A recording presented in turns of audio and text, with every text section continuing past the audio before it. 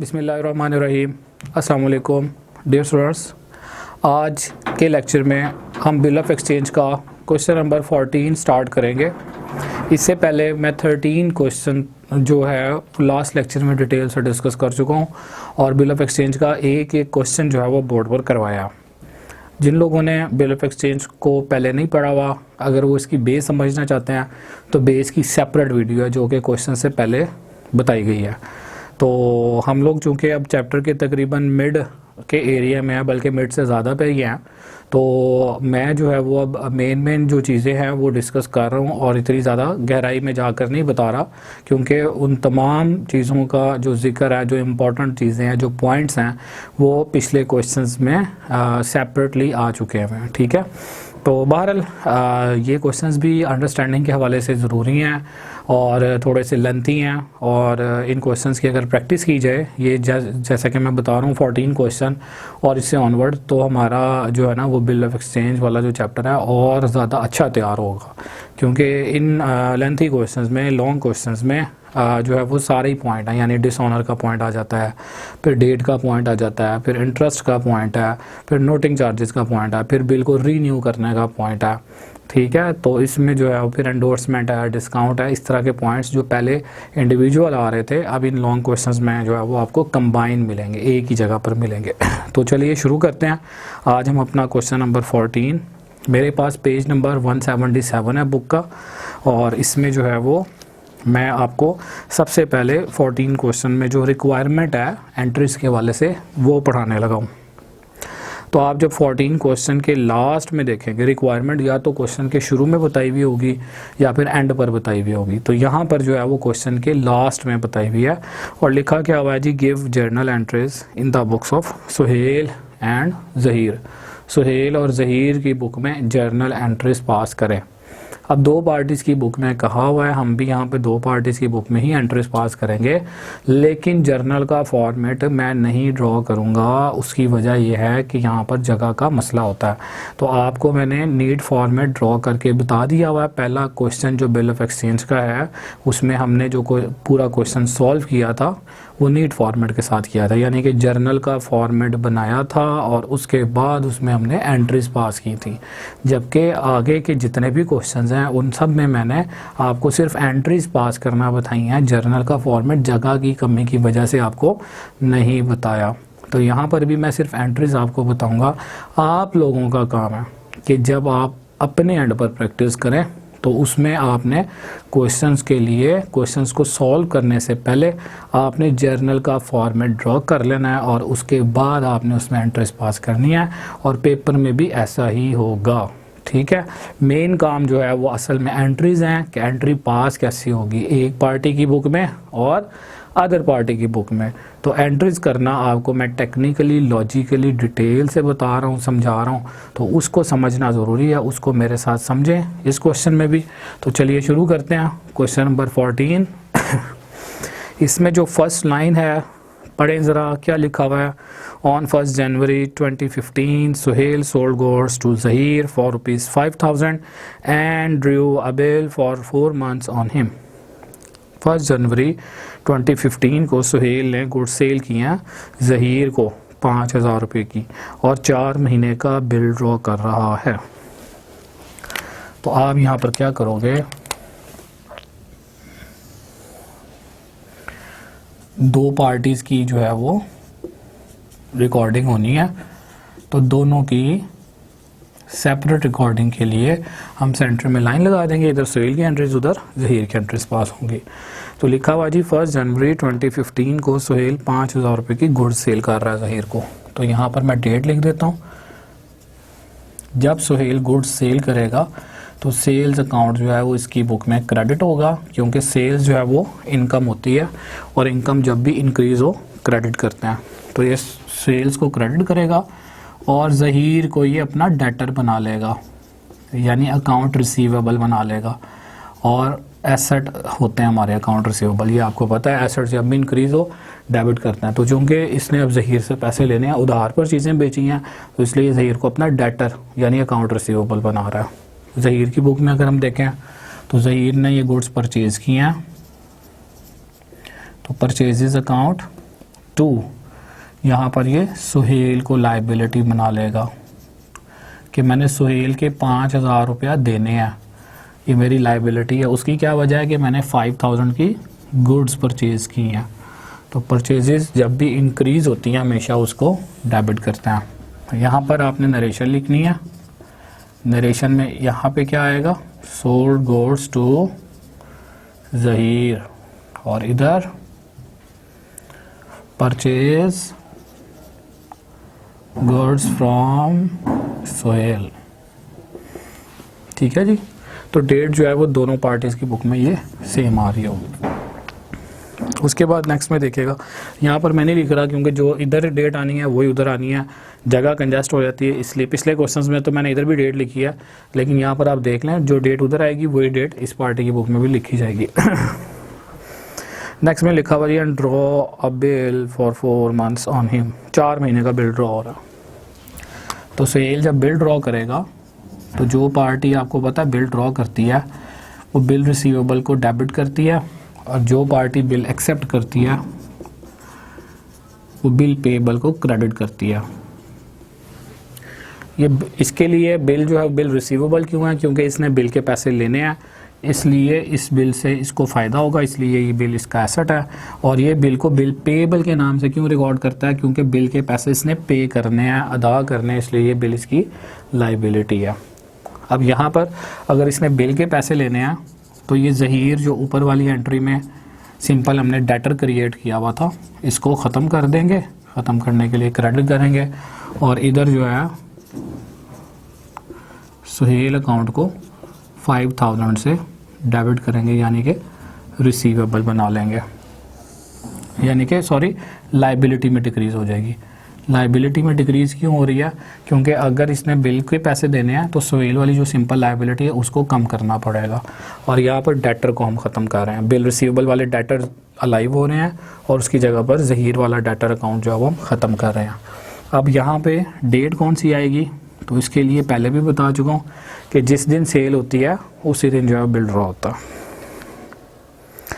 आगे देखिए क्या लिखा हुआ, Zaheer accepted the bill and return it to Suhail. यहाँ पर बिल एक्सेप्ट होकर इस एंट्री में वापस आ चुका होता है, और नरेशन अगर हम इसकी देखें तो यहाँ पर बिल ड्रॉ हुआ होता है, और ये एंट्री जो है वो बिल एक्सेप्ट करने की है। ठीक है जी।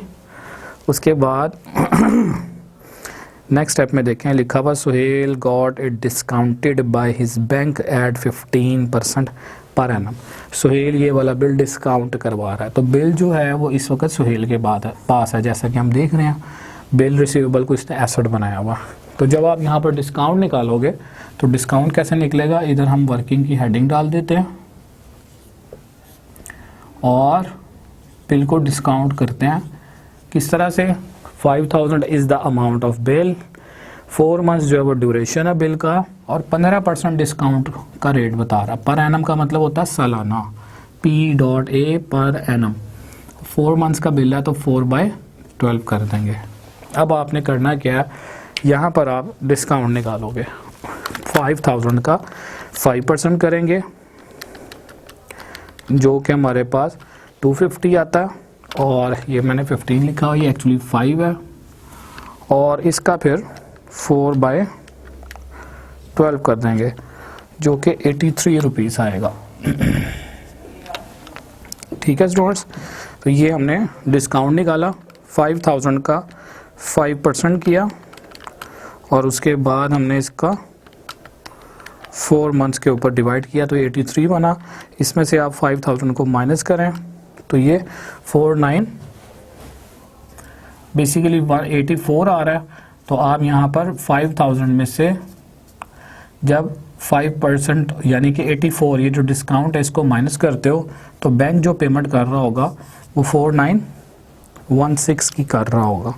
ठीक है, एक आधा डिजिट अगर ऊपर नीचे आ जाए तो कोई फ़र्क नहीं पड़ता। तो यहाँ पर जो हमारे पास बिल का जो डिस्काउंट बताया वो 15% है। डिस्काउंट कैसे निकालेंगे, 5,000 का 15% इंटू 4/12।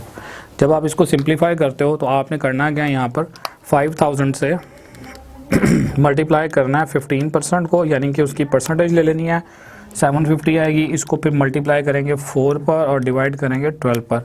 तो आपके पास जो डिस्काउंट आएगा वो 250 से आएगा।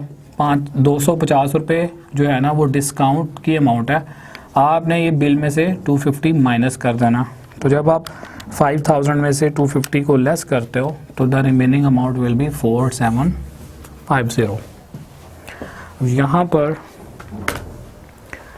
बिल इसके पास है जी, बिल जब ये देगा बैंक को डिस्काउंट के लिए तो बिल इसके पास से चला जाएगा। और हम डिस्काउंट वाले केस को पिछले क्वेश्चंस में काफ़ी डिटेल से देख चुके हैं। बैंक ने जो है वो 4750 रुपये देने हैं, इसका बैंक अकाउंट 4750 से डेबिट करेंगे और 250 जो है यानी बिल इसके पास से 5000 का जा रहा होगा बैंक के पास, लेकिन बैंक इसको उस बिल के बदले में 4750 रुपये देगा। और 250 रुपये जो बैंक नहीं देगा वो इसके लिए एक्सपेंस है।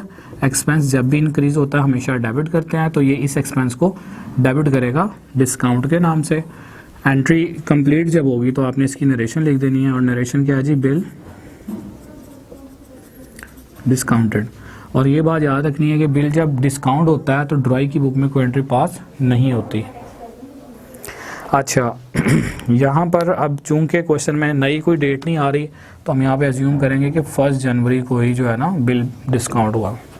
तो ड्रॉ हुआ, पहले सेल हुई है, फिर बिल ड्रॉ हुआ और फिर बिल डिस्काउंट हो रहा है। नेक्स्ट स्टेप में देखिएगा, आगे लिखा हुआ जी, On maturity, Zahir was not in a position to meet his acceptance. He approached Suhail and requested him to cancel the old bill and draw on him a new bill for the amount of old bill plus interest at the rate of 12% per annum at 3% at 3 months। अब यहाँ पर ये बात आपको बता चुका हूँ मैं पिछले क्वेश्चन में कि ये रिन्यूअल वाला पॉइंट है। रिन्यूअल ऑफ बिल में क्या करते हैं कि जो है वो ड्रॉई जो होता है यानी जिसने बिल एक्सेप्ट किया होता है वो ड्यू डेट वाले दिन पेमेंट नहीं कर पाता और वो जो है वो दूसरी पार्टी को कहता है कि आप मेरे ऊपर एक नया बिल ड्रॉ कर दो, मैं उस नए बिल को दोबारा से एक्सेप्ट करूँगा और उसके बाद फिर आपको उसकी पेमेंट दूंगा। ऐसी सूरत में फिर क्या करते हैं, रिन्यूअल ऑफ बिल में पहले हम पिछले बिल को कैंसिल करते हैं और फिर हम जो है वो न्यू बिल ड्रॉ करते हैं। और न्यू बिल ड्रॉ करते हुए नोटिंग चार्जेस या इंटरेस्ट वाला जो पॉइंट है वो बीच में अगर आ रहा हो क्वेश्चन के तो उसको हम ऐड करते हैं न्यू बिल की अमाउंट में। ये मैं आपको पहले भी बता चुका हूँ। तो यहाँ तक हमारी एंट्रीज पास हो चुकी हैं। अब यहाँ पर उसने ये लिखा हुआ है कि on maturity Zaheer was not in a position to meet his acceptance. Zaheer अपने मेच्योरिटी का मतलब क्या है, अदायगी वाले दिन, Zaheer was not in a position, Zaheer इस काबिल नहीं था टू मीट हिज एक्सेप्टेंस के अपनी एक्सेप्टेंस को पूरा कर सकता यानी कि वो पैसे दे सकता। ही अप्रोच सुहेल, वो सुहेल के पास जाता है and requested him to cancel the old bill, और उसे रिक्वेस्ट करता है कि मेरा पिछला बिल जो वो कैंसिल कर दे and draw on him a new bill, और एक नया बिल उसके ऊपर ड्रॉ करे। तो हमने सबसे पहले क्या करना है, पिछले बिल को कैंसिल करना है। अब फर्स्ट ऑफ ऑल अब ये देखो कि बिल ड्रॉ कब हुआ था, 1 जनवरी को, और क्वेश्चन में कितने मंथ्स का बिल था, 4 मंथ्स का लिखा हुआ था फर्स्ट लाइन में। तो आप पहले इसके 4 महीने देखो कब पूरे होते हैं। तो 1 जनवरी से 1 फरवरी 1 महीना हो जाएगा, 1 फरवरी से 1 मार्च 2 मंथ्स होंगे, 1 मार्च से 1 अप्रैल 3 मंथ्स होंगे, और 1 अप्रैल से 1 मई 4 महीने पूरे होंगे, और उसमें आपने 3 दिन ऐड करने हैं।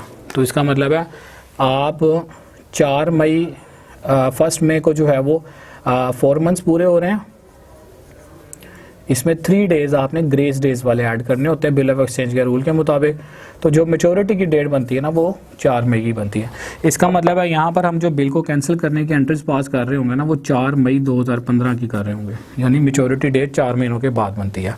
अब अगर यहाँ पर आप सिचुएशन समझें तो क्या है, बेसिकली बिल जो है वो सुहेल के पास था। सुहेल ने ये वाला जो बिल है ये आपको पता है बैंक को दे दिया था, डिस्काउंट करवा लिया था ये वाला बिल, ठीक है। तो अब डेफिनेट बात है कि ड्यू डेट वाले दिन बैंक ने जब इसके पास आना है ज़हीर के पास, तो ज़हीर के पास तो पैसे ही कोई नहीं है, तो अब डेफिनेटली बैंक जो है वो उन पैसों के लिए किससे रब्ता करेगा, सुहेल से।